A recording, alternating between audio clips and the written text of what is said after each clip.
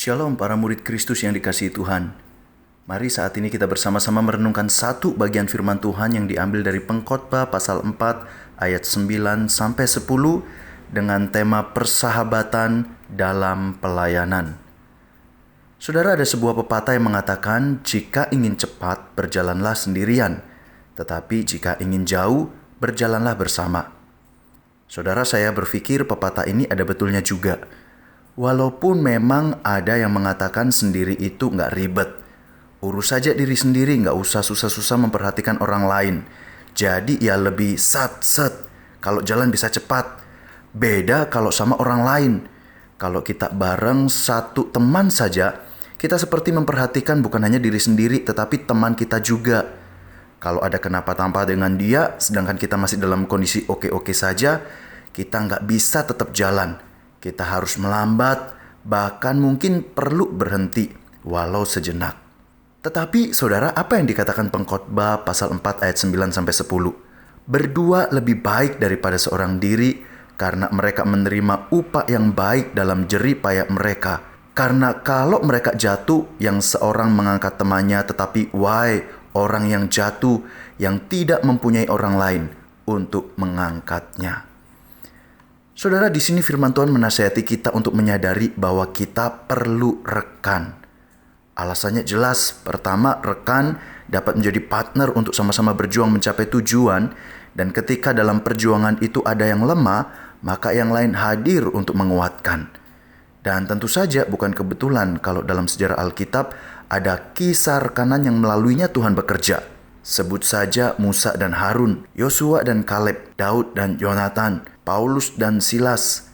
Bahkan Yesus pun memberi contoh teladan rekanan antara dirinya dan Yohanes, murid yang dikasihinya.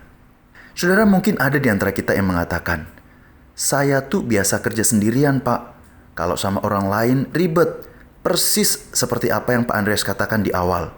Yap, tentu saja. Tetapi tahukah saudara bahwa Allah tidak mendesain kita untuk hidup sendirian? Dalam penciptaan, Tuhan telah mengatakan tidak baik kalau manusia itu seorang diri saja.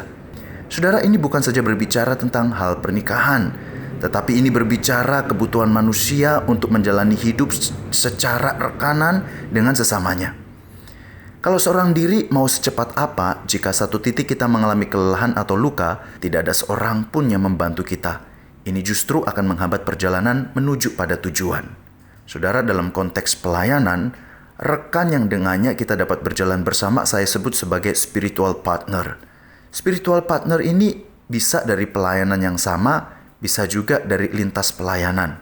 Kalau dari gereja lain, gak apa-apa ya Pak? Tentu saja bisa, tetapi perlu juga mempertimbangkan untuk mendapatkan spiritual partner ini dari ruang lingkup gereja yang sama, supaya dapat memahami konteks perjuangan pelayanan yang sedang dijalani. Nah saudara, spiritual partner ini tentu saja lebih dari satu orang, itu nggak apa-apa. Dan dengan mereka, saudara dapat membagikan pokok doa tanpa rasa sungkan, mengungkapkan kerapuan tanpa rasa takut dihakimi, mengungkapkan keberhasilan tanpa merasa takut dianggap sombong, mendapatkan nasihat darinya tanpa merasa terancam. Dan saudara sangat dihargai olehnya bukan dari apa yang saudara dapat lakukan atau miliki, tetapi murni sebagai seorang pribadi. Saudara, partner rohani ini tentu bukan menggantikan peran Tuhan, sehingga kita memiliki kebergantungan yang tidak sehat padanya. Tetapi lebih daripada itu, kita dapat melihat cara Tuhan untuk menyatakan penyertaannya dalam hidup kita. Saudara, pertanyaannya adalah, sudahkah kita memiliki spiritual partner dalam pelayanan kita? Jika sudah, sampaikanlah ucapan syukur pada Allah atas kehadirannya. Dan menyampaikan apresiasi pada spiritual partner kita ini juga dapat menjadi afirmasi yang berharga bagi dirinya, karena ia telah menjadi berkat bagi saudara. Tetapi jika belum, doakanlah saudara, supaya Tuhan dapat mempertemukan saudara dengan orang-orang yang tepat, yang dengannya saudara dapat membangun relasi persahabatan yang sehat untuk bertumbuh ke arah Kristus. Saudara ingat, pelayanan bukan saja berbicara mencapai tujuan, tetapi bagaimana di dalam sebuah pelayanan kita dapat menemukan saudara dalam Kristus yang dengannya kita menjalani proses bersama dalam pelayanan itu dan mengalami pertumbuhan iman serta menjadi alat yang efektif untuk menyatakan Injil kepada dunia. Dialah spiritual partner kita yang telah Tuhan anugerahkan sebagai berkat dalam pelayanan. Salam bertumbuh bersama dengan sahabat yang telah Tuhan anugerahkan. God bless you all.